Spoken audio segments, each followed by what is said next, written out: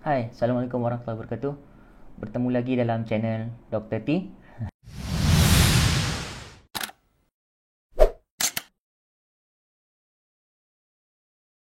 Pada hari ini saya ingin membincangkan tentang satu topik yang saya rasa tidak asing dengan para pendidik sekarang, yang memperkatakan tentang online learning ketika musim pandemik ini. Dan antara topik yang saya nak bincangkan, empathetic online learning. What does it mean by empathetic online learning? Sebelum tu, saya ingin membawa tuan-tuan dan perempuan sekalian, para pendidik, untuk melihat tentang apa sebenarnya perbezaan antara online learning dengan face-to-face learning ni. I think kalau kita tengok kan, sebenarnya online learning dengan face-to-face learning ni obvious. Online learning require internet. Kalau face-to-face learning ni dia tak perlukan internet, kan?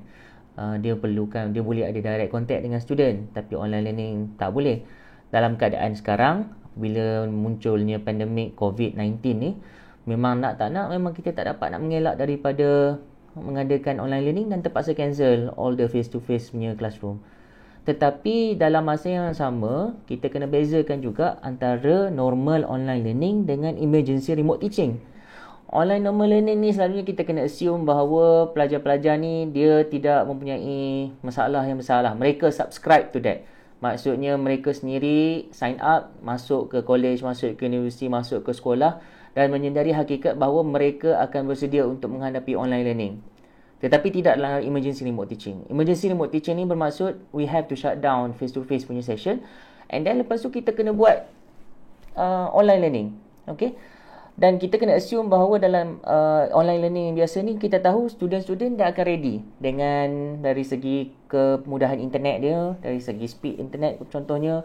Kalaulah mereka sendiri tidak dapat ada internet yang bagus di kawasan rumah mereka kan dan sebagainya, maybe they have to go somewhere else. Okay? Dan selalunya online learning ni dikaitkan dengan distance learning ataupun pengajian jarak jauh. Yang sebelum ni, kita tahu pengajian jarak jauh ni, yang ambil pengajian jarak jauh ni ialah di kalangan working adults. Okay, di kalangan mereka yang dah bekerja. Contohnya, mereka yang dah pernah ada diploma dan bekerja dan mereka sambung pengajian dalam degree. Jadi, mereka tahu bahawa konsekuensi mereka ada imbangan antara kerja dan juga pengajian tersebut. Dan selalunya, pensyarah-pensyarah yang terlibat dengan PJJ ni, dia a bit considerate lah. Dia dan pelajar tu sendiri sebenarnya dia tak subscribe kepada banyak subjek. Okey, jadi number of credit tu taklah sebanyak mana seperti mana pelajar-pelajar undergrad yang biasa. Bila pensyarah ni menyedari bahawa ramai yang sign up pada PJJ, jadi working adults, jadi assignments tu a bit relax. Contohnya, dia tidaklah terlalu menekan. Contohnya submit hari ni bagi assignment, hari ni juga nak perlu siapkan, sebab mereka tahu bahawa of course pelajar-pelajar PJJ ni tak dapat siapkan pada tempoh yang diberikan dalam sesingkat yang mungkin. Jadi selalunya pelajar-pelajar PJJ ni diberikan satu tempoh yang agak panjang so that they have their own time for the learning, for the study. Okay, so berbalik kita kepada emergency remote teaching yang terpaksa kita buat dalam keadaan sekarang ni. Jadi macam mana sebenarnya kita ni nak memastikan bahawa online learning tu dapat berjalan secara efektif, kan? Ada benda yang sebenarnya saya rasa perkara-perkara penting yang sepatutnya tuan-tuan dan puan-puan, para pendidik sekalian, terutama di kalangan para pensyarah, have to bear in mind when actually we want to conduct this particular emergency remote teaching. You cannot simply just tukarkan face-to-face punya learning tu directly become an online learning yang mana pelajar-pelajar kena duduk depan komputer, laptop sepanjang 5-6 jam satu hari just to listen to your lecture. It wouldn't work that way. Memang dia tak akan berjalan dengan cara macam tu. So there are few tips that we have to bear in mind in order for us to conduct this particular online learning, okay, effectively, and most importantly, empathetically. Empathetically means that kita sebenarnya kita cuba letakkan diri kita dalam kasut, dalam diri pelajar-pelajar kita sendiri, okay. Antara benda yang pertama yang sebenarnya kita kena lihat ialah, first is to check, to ask the students to respond to us. Because kalau dalam keadaan online learning, kita tahu pelajar-pelajar tadi dia akan pergi ke tempat-tempat yang ada internet connection yang bagus. Tapi dalam keadaan PKP sekarang ni, some of the students resided at their house which actually they have a very lack of internet connection. Internet availability is not there. That is one thing. Mereka mungkin ada data, tapi dari segi signal kurang. Okay, mungkin parents tak subscribe pun. Ada mungkin, kalau contohnya kalau saya balik kelas ni, saya menghadapi masalah sebab dekat rumah ayah dengan mak saya cuma 1 megabyte per second, which is very difficult for me kan, guna Streamix. Tu yang pertama. So kalau imagine lah, kalau ada pelajar-pelajar yang duduk area ceruk yang sebenarnya speed tak sampai 512 kilobyte per second pun ada sebenarnya di kalangan pelajar saya sebelum ni. Bila saya minta buat speed test, ada yang 120 kilobyte per second sahaja. Apa yang saya dapat expect kalau dia dapat attend online learning, live class? Tak boleh buat macam tu kan. So apa yang saya buat ialah, saya first of all, saya minta dia orang check dulu dari segi speed internet. Okay, speed internet, dan map down with, ask them to respond to you. Okay, so aplikasi semacam speed test, that is the best way for them to give you, minta dia orang screenshot and then pass it to us, so that we can tabulate how many of our students actually do have a problem with internet availability. Second one is internet affordability. Okay, some of the student may live in an area yang mana dia dapat connection internet yang bagus, tetapi they don't have enough money to purchase the data. Many people lost their jobs, do not have income. Maybe some of them, their parents have also similar difficulties. So we have to bear also that in mind. And end up, some of our students ni mungkin terpaksa tolong mak ayah dia untuk mencari pendapatan tambahan. And we cannot expect that to have that affordability untuk dapatkan internet. Okay, so these are the things that we have to bear in mind as well. So ask our students, kalau boleh PM tepi, contohnya apa masalah dia, so that we know. It's not healthy for them to stay in front of the computer for the next like 5 to 6 hours every day. Okay, so I would say that having a lecture, long lecture, live lecture throughout the whole day is, I would say is draining the energy. Okay, is draining the brain and energy. Boleh lah kalau nak layan Netflix tu 24 jam, tak ada masalah kan, sebab kita tak perlu pakai banyak sangat kognitif kita untuk menonton cerita Netflix ataupun cerita K-drama. But if let's say you want to listen to the lecture, it's not about just listening. You want to absorb whatever that the students, the lecturers are saying. So we need to make some notes, all those kind of things. So it cannot be in the way that kita buat sampai 5-6 jam tu nak siap just bagi live lecture. So it's not possible in that way. So what happened is that I would suggest that if first of all, prior to the start of the semester, because I know that semester yang akan datang ni mostly kita akan buat online lagi. Sampai hujung tahun ni dekat universiti-universiti semua kita akan buat online. Okay, jadi my advice is that if you know that there are other courses that these students take within those particular batch of students, do talk to other lecturers as well. Yang penting synchronizekan dari segi workload, synchronizekan dari segi timetable dan sebagainya, supaya walaupun timetable diberikan, supaya kita sebenarnya dapat fikir betul-betul, kalaulah students ada back-to-back lectures, would you want to carry out lecture during that particular time? I may want to change the lectures during some other times. Okay, tu yang ketiga. Yang keempat, as we know that it should be a combination between synchronous and asynchronous activities.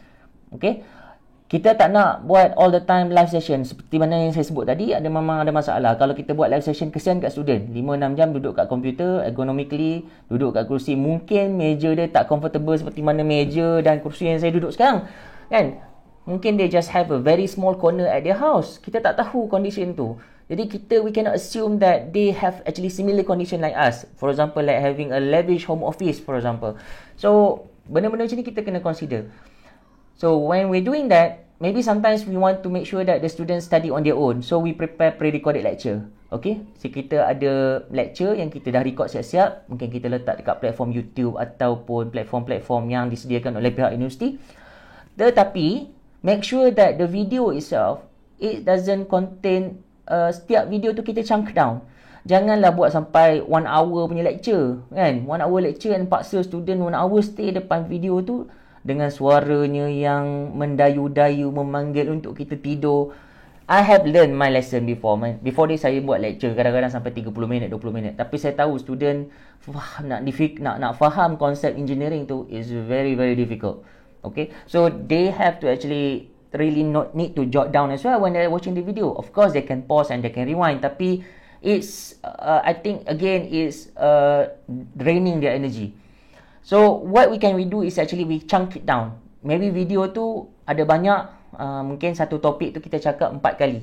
4 series of video. Setiap satu video tu mungkin 3 ke 5 minit, 3 ke 8 minit ke. Jadi students kalau dia nak cari apa-apa info berkenaan yang tak faham, dia boleh tahu, dia pergi kat video ni, dia pergi ke minit tertentu, dia drag, dia boleh dapat terus apa yang dia nak cari. Kalian bayangkan kalau kita letak satu 1 hour video dekat situ, kan? Memang it's gonna be difficult for the students actually to find the information. Benda yang kelima ialah, although I would say that because some of the students may have internet availability tadi kan, ataupun affordability tadi, so we still need to provide some kind of online regular session for them.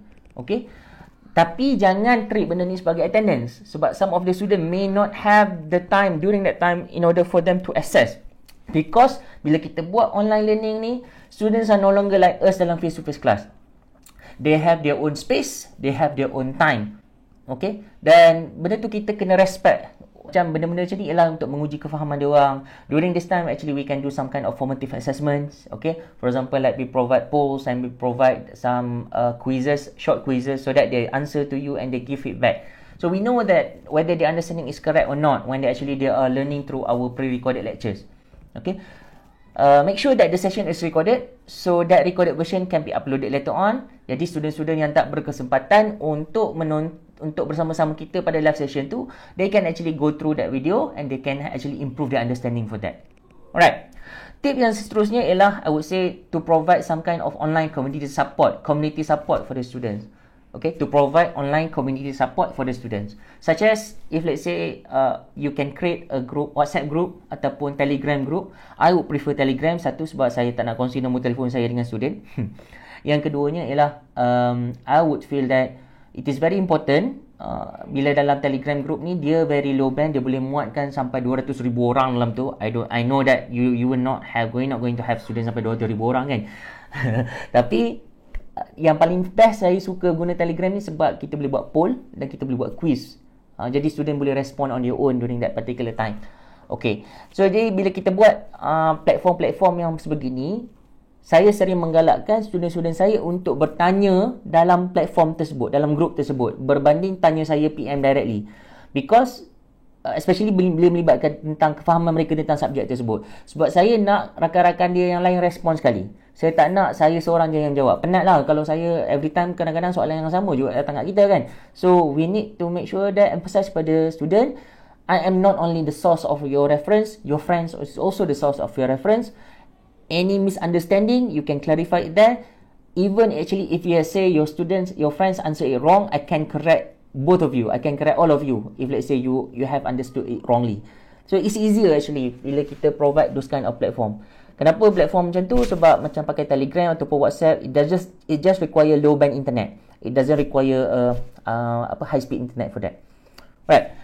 The next thing ialah bila kita dah ada group macam tu, kita boleh provide regular testing lah, untuk check sama ada dia faham ataupun tak dengan konsep yang kita ajar.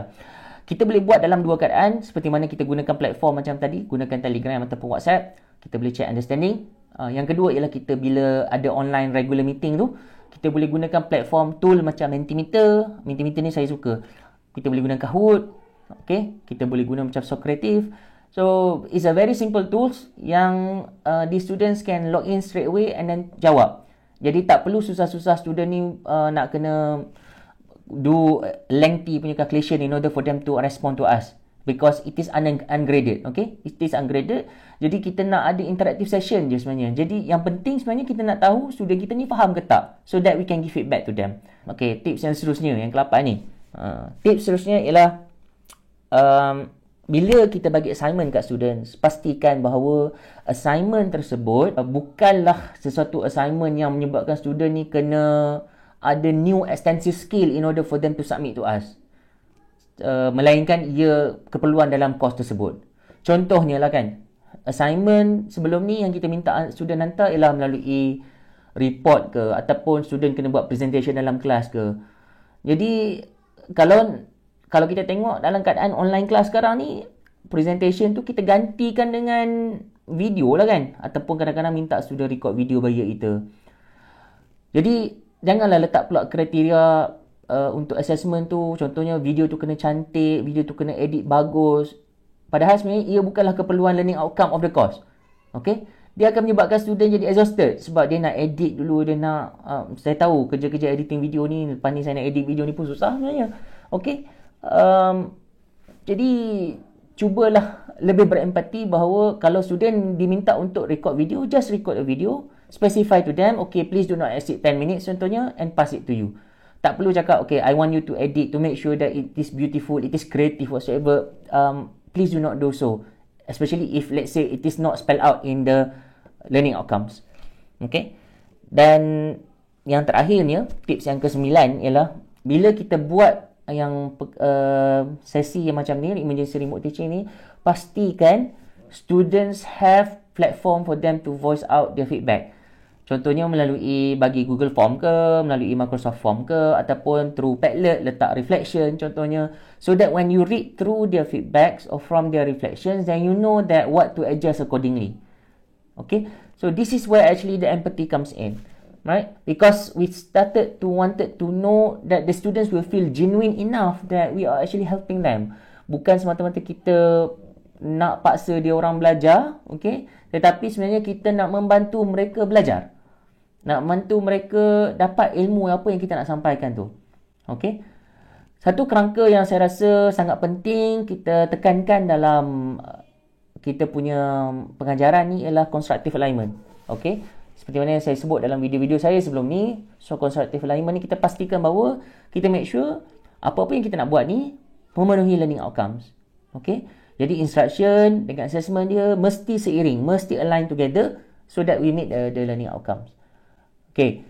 Jadi itulah yang saya nak kongsikan kepada tuan-tuan dan puan-puan, para pendidik sekalian, supaya dalam kita melaksanakan emergency remote teaching, online learning ni, we have to have more empathy. Kita kena lebih berempati dengan pelajar-pelajar kita dan kita nak menunjukkan pada mereka bahawa sebenarnya we really care for them. Okay, and let's do this together because it's not easy.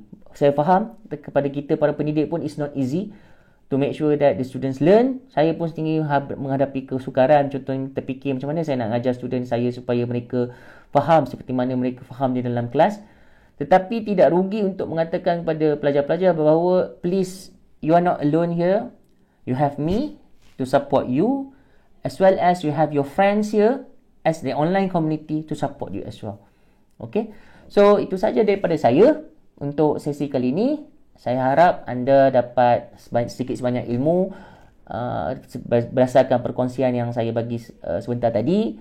And do not forget to like, comment and subscribe to my channel Dr. T. See you in the next video. Assalamualaikum warahmatullahi wabarakatuh.